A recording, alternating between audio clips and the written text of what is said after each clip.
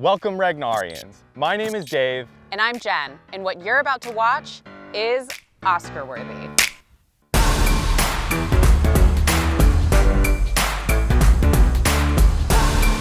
Whether you've run a Ragnar before or this is your first time, get ready, because we're talking all things safety. Curious about what the heck it is you even signed up for? What on earth is a Ragnar Trail?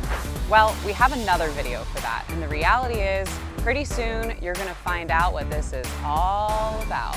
First things first, you're gonna wanna grab that phone and download the Ragnar app, the correct Ragnar app. This is going to have everything you could possibly need to know for your event.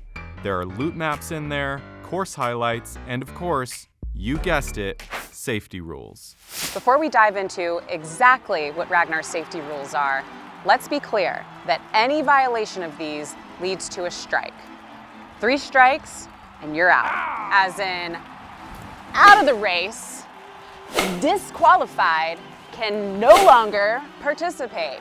If you follow all the rules in this video, you should have a home run race from start to finish. Ready? Before we even hit the trails, let's talk about our responsibility as visitors in these special places. We are guests to these communities, the campgrounds, and trail systems. Please respect them, don't trash them, and leave no trace. Please stay on designated Ragnar Loop trails and don't wander off the beaten path. This disrupts natural vegetation and could lead to an encounter with wildlife you might not exactly want to meet. Back to trail running. If this is your first time, there's a few courtesy tips we have. Many of our trail systems are single track. This means running in a single file line, not shoulder to shoulder with your buddy. If you'd like to pass someone, please announce yourself with a nice, sturdy, on your left, and then gently pass them on the left, of course. Coming up on your left. Thank you. While out on the trails, please use bone conduction earphones or run with one earbud out and at a volume that you can hear your own footsteps. If you can't hear your own trot or instructions from course staff and volunteers, you're doing it wrong. Now, let's get ready to Ragnar. After you arrive at the venue, one person from your team will pick up your runner bib. Make sure your bib is facing forward on the outermost layer of clothing with your number clearly visible. The bib contains a timing chip that will notify your team when they're about a quarter mile away from the transition tent. If you don't have a teammate waiting for you, then leave your bib at the transition tent so it can be given to your team's next runner. Memorize your bib number, aka your team number, in case we need to call you over the PA system. In this case, you would be team number 1. Along with your bib, you will also receive some slap bracelets. And yes, they are exactly what they sound like. As much as we want the shiny cool ones, here at Ragnar we have 3 slap bracelet colors: green, yellow, and red. For example, if you are running green, you should slap the green bracelet on. This is so you don't get lost or forget what loop you're supposed to be running. The course is marked with signage that also corresponds to the color of the loops. It's like a giant color-coded map. Be on the lookout for more signage along the course that will motivate you, tell you you're going the wrong way, and most importantly, when you need to slow down or use caution. It's important to run with your phone as a safety measure and make sure that you have your teammate's contact saved to your phone. Why, you ask? I'll tell you why. Let's say you're running on the trail and you come across an injured runner. You're not just gonna hop over them and carry on your way. That's not who you are. You're a hero. If this happens, call a teammate back at camp if you have cell service. Give them all the information you can, including the injured runner's team number, last mile marker you passed, and ask them to tell someone from Ragnar right away. If you don't have cell service, inform the first staff member or volunteer you see along the course, and we will be on our way to assist.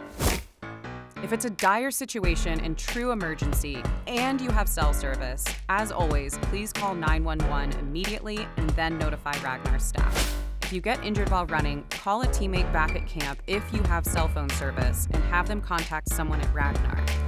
If you don't have cell phone service, please give a passing runner all of your details, including your name, team and bib number, location, and injury information. They can continue along the course to find help and send a medic out ASAP.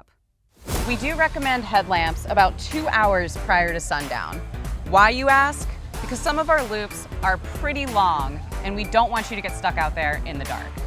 Be sure to bring extra batteries in case you run out of juice. Speaking of juice, we don't have that, but we do have water along the course. Location varies depending on your race specifically. There is also water, electrolyte water, coffee, and hot chocolate in the village. Look, this is a multi-day event. Unless you're a camel, you're gonna wanna drink water. And you're going to need reusable water vessels. Here at Ragnar, we care about the planet. One of our sustainability efforts is being cupless, which means BYOWB. Bring your own water bottle and coffee mug and anything else you wish to fill with fluids. If you forget a reusable water vessel, you can always pick one up at our gear store on site at the race. This next part's for all you party animals. Drinking alcohol dehydrates you. We recommend saving the celebratory drinks until the race is over, but if you choose to drink during the race, please do so responsibly and hydrate with extra water to make up for it. Headaches, hangovers, and camping don't exactly go well together. What happens if a runner is taking longer than expected? And I mean significantly longer than expected. We call this an overdue runner. If a runner's taking longer than you thought or what was predicted, please contact one of our staff members so that we can gather information and send out a search crew if necessary. What happens if you run into wildlife? It's natural. Literally, we're in their home. Every now and then you'll run into wildlife. As always, whether you're at our event or not, if you see a worrisome wild animal on the course, stop running.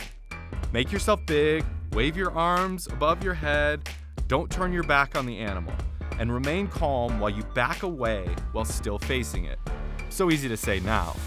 Depending on where your race is, there might be special wildlife that you are not used to, especially if you're traveling from out of state. As always, be aware. What happens if you want to tell scary ghost stories and roast marshmallows? You can, just not at your campsite. We will have Ragnar-made campfires in the Ragnar village. No open flames or campfires will be allowed at individual campsites. Did you hear? Mother Nature is throwing a party. We're talking strobe lights and a bass so loud it'll shake you. And you're invited. Unfortunately, this isn't the type of party we really want.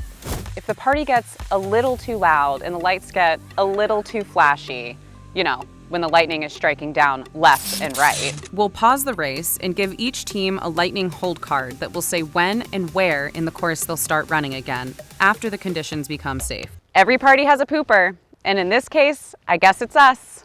Did you get all that? Sure hope you did. Remember, let's conserve the trails that we run on and leave no trace behind. And if you have any questions, make sure to drop us a line. Your safety is our #1 priority. But don't forget to have fun. We'll see you soon.